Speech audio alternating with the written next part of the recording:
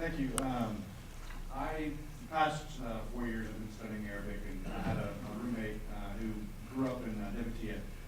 In Nabatea? Yes. In southern Lebanon, yeah. Right. And I've been kind of contemplating the future. I'm graduating this May, and I want to make a difference. I want to tell the truth. And I know from your discussion yesterday, you said that if you want to speak freely, the government's not for you. What I was saying was, don't enter government employment if you want to have, make a difference and speak out. Yeah. My question is, how much?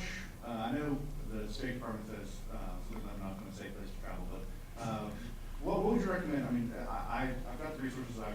He's finishing school. Would it be a worthwhile venture to, do course? He's an electronic media broadcast major too. So. Well, first of all, I wouldn't advise you to take a vacation in Ramadi or Fallujah or Kabul or Kandahar.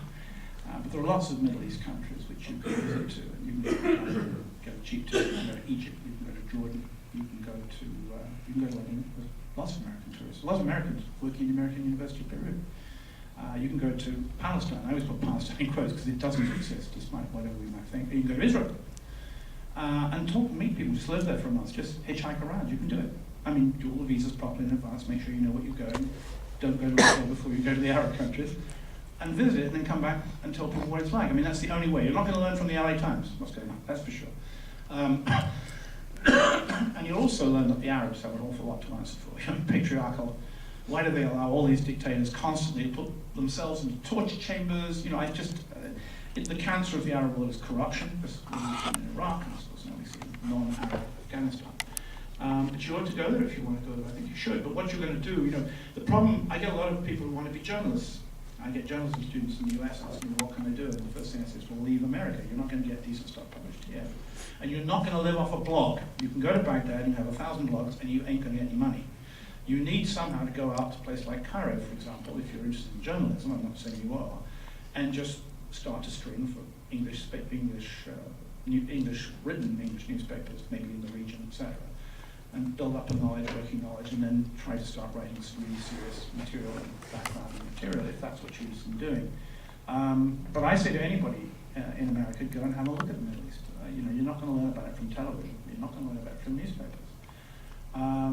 But it's difficult because I sometimes talk to schools of journalism. I talk to Columbia School of Journalism in New York, and they're all looking for a way to employ their vocation, which is journalism. I don't see how I can advise them, well, why don't you go and join the Boston Globe or the Christian Science Monitor, which isn't even printed anymore. I mean, it comes out on internet form, doesn't it? The LA Times, I recommend it. So it's a very difficult situation at the moment in journalism as a whole. I'm always worried about the guy who says, what I want to be is the Middle East correspondent of The Independent. And I said, well, I can think just now.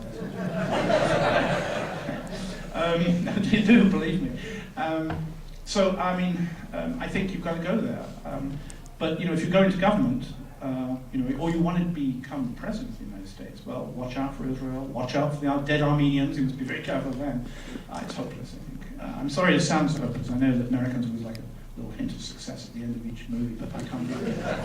I really can't, and there are an awful lot of bad guys out there as well, and they include us and all the rest. I mean, and at the end of the day, part of Western policy is constantly replacing dictators with more manageable dictators and more reliable dictators. We love to sit down with them when he attacked Iran, but when he attacked the wrong country, we hated him and we ended up hanging him. And that's the way the wheel of fortune goes around. You go to Syria, by the way. It's a very safe country for tourists. They don't mind Americans. You get a visa in advance. Travel and meet people, write about it. And talk to people about it, lecture to people about it. Bring back slides, pictures, everything you want. At least then, ordinary Americans are going to have a much stronger idea of what's really happening. Or you could read The Independent, of course, but I think you'd be better go out there and yourself.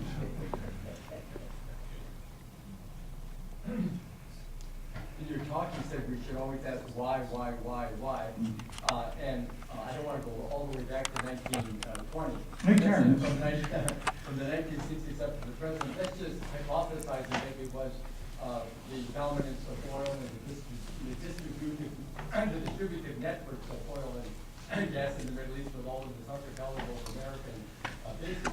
But my question is, it's been speculated that the war in Iraq is about $2 trillion. The Middle East is figured over the long time, like Stiglitz and others have said it'd be 3 trillion. Now the war in Afghanistan is 1 trillion. So that's 4 trillion. So my question is, if you agree or you disagree, if it is the dominance, not control, of the oil and gas networks through the Middle East, Central Asia included, is it worth it at this point? And if it is, who is benefiting from it? Well, oil companies, of course. I think the real issues here is not if the oil is there, it's that we don't know where the oil is. You see, at the moment, we know who the biggest producers are. We always say Iraq is the second biggest producer. It may have the largest reserves of any country in the world. One of the, we keep saying, oh, well, the dispute in Iraq is about whether the Kurds have the oil fields or the Arabs around Mosul have the oil fields and so on and so forth, and do the Shiites get their share, and so on. The big issue, which is the unspoken story in Iraq, is that there has been no exploration of oil beneath the Western Desert. And the Western Desert is the Sunni bit, the famous triangle. It's actually more like a pentagon or something, but it's not a triangle anyway. The Sunni triangle. The Sunnis may be sitting on more oil there than the Shia do. And it is the issue of who gets the rights to explore there, and then who gets the rights to produce, which doesn't mean owning the oil, it doesn't mean producing it. And that, I think, is what the whole Iraq thing is. The reason I think we're hanging around is that we'd like to find out what's underneath the Western Desert, and we don't know yet. And people like al-Maliki, who know, like Karzai do, and they're both corrupt, they know how to play us along, because they understand us much better than we understand them, but we keep trying to tell them how to run the country. I think this is about the Western Desert. That's why we've got all these little lily pads, as Rumsfeld calls it, whole American cities surrounded by walls in the middle of the desert. I think that's what it's for. I can't prove it to you, but I mean, you won't read it in the LA Times anyway, so it's exclusive. The gentleman over there, I think, who wanted to say something. Am I wrong?